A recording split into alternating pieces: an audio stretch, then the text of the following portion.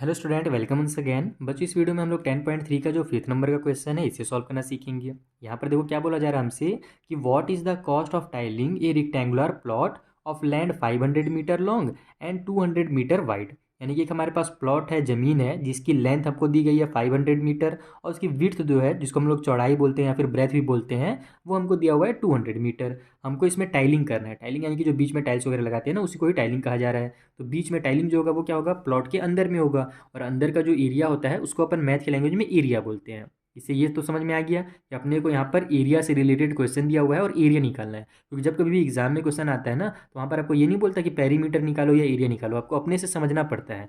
तो ये जो वर्ड यूज़ किया गया है टाइलिंग, उससे आपको समझ में आ जाएगा कि उसके अंदर का अपने को एरिया निकालना है। दूसरा चीज़ आपको यहाँ से भी समझ में आ जाएगा। अपने को एक और चीज़ यहाँ पर बोला गया है कि अपने को यहाँ पर क्या करना है, कॉस्ट पता करना है। और जो कॉस्ट है उसका अपने को रेट दिया रहेगा तब तो पता चलेगा। कॉस्ट का देखो मतलब क्या होता है वो समझो। जैसे कि अगर एक पीस बॉल का रेट 20 रुपी है, मान लेते हैं एक बॉल का रेट 20 रुपी है, तो जो टोटल कॉस्ट हो जाएगा 5 बॉल का, अगर आप दुकान जा करके 5 बॉल लेते हो तो टोटल कॉस्ट कितना होगा। तो अगर एक का अगर आपको रेट पता है तभी तो आप 5 का बता पाओगे ना। तो एक का रेट 20 था तो 5 का रेट हो जाएगा 100। तो वही चीज़ होता है कि रेट अगर आपको पता रहेगा तभी आप उसका टोटल जो कॉस्ट है वो बता सकते हो।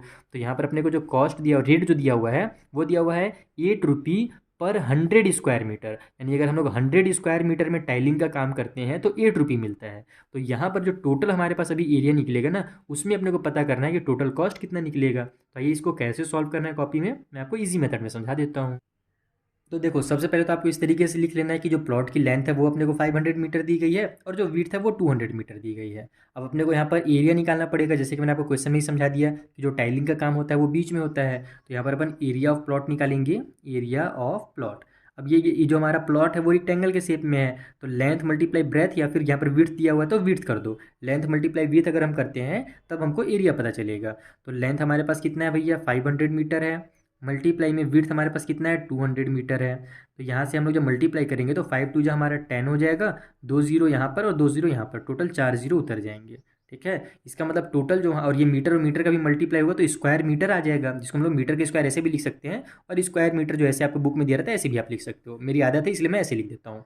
ठीक है, इसका मतलब क्या हुआ कि वहाँ पर जो टोटल एरिया है ना उस प्लॉट का जिसमें टाइलिंग करना है, उसका एरिया 1 लाख मीटर का स्क्वायर है। ठीक है, अब अपने को जो रेट दिया हुआ है वो कितना दिया हुआ है वो देख लो। तो अपने को रेट में वहाँ पर एक चीज़ ध्यान रखना, वहाँ पर अपने को 1 मीटर के स्क्वायर का रेट नहीं दिया है, वहाँ पर हमसे बोला गया है 8 रुपी पर 100 मीटर का स्क्वायर। यानी कि जब आप 100 मीटर के स्क्वायर में जब काम कर लोगे, टाइलिंग कर लोगे, तब आपको 8 रुपी मिलेगा। ठीक है, अगर देखो 1 का दिया रहता तो सिंपली हम लोग यहाँ पर जो भी 1 का वैल्यू रहता उससे 1 लाख का मल्टीप्लाई कर देते हैं तो हमारा टोटल आंसर आ जाता। लेकिन वहाँ पर 1 का नहीं दिया है, 100 का दिया है, तो उसको आप कैसे लिखोगे ये देखो, यहाँ पर रेट इक्वल टू ₹8 पर 100 स्क्वायर मीटर, यानी कि मीटर का स्क्वायर। ऐसे आपको रेट को लिखना है कि 8 रुपी मिलेगा जब हम लोग 100 स्क्वायर के मीटर को वहाँ पर काम करेंगे, टाइलिंग करेंगे तो। और पर का मतलब ना ऐसे डिवाइड होता है मैथ के लैंग्वेज में, अगर सिंपल भाषा में समझोगे तो पर जहाँ पर भी लिखा रहे वहाँ पर आपको ऐसे डिवाइड कर लेना है।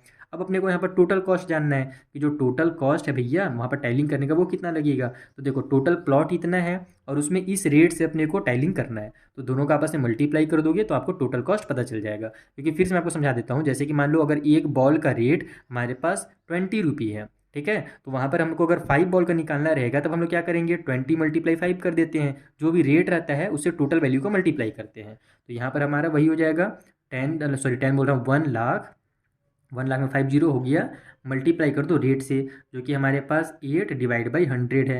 यहाँ पर देखो ये भी मीटर का स्क्वायर है, ये भी मीटर का स्क्वायर है, दोनों मीटर के स्क्वायर आपस में कैंसिल हो जाएंगे।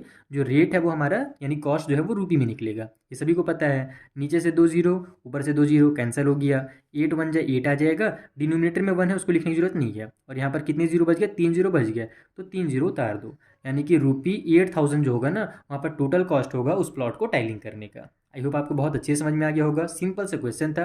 अगर कुछ भी डाउट हो तो आप मुझसे इंस्टाग्राम के थ्रू पूछ सकते हैं। मिलते हैं हम लोग नेक्स्ट वीडियो में, तब तक के लिए थैंक यू फॉर वॉचिंग।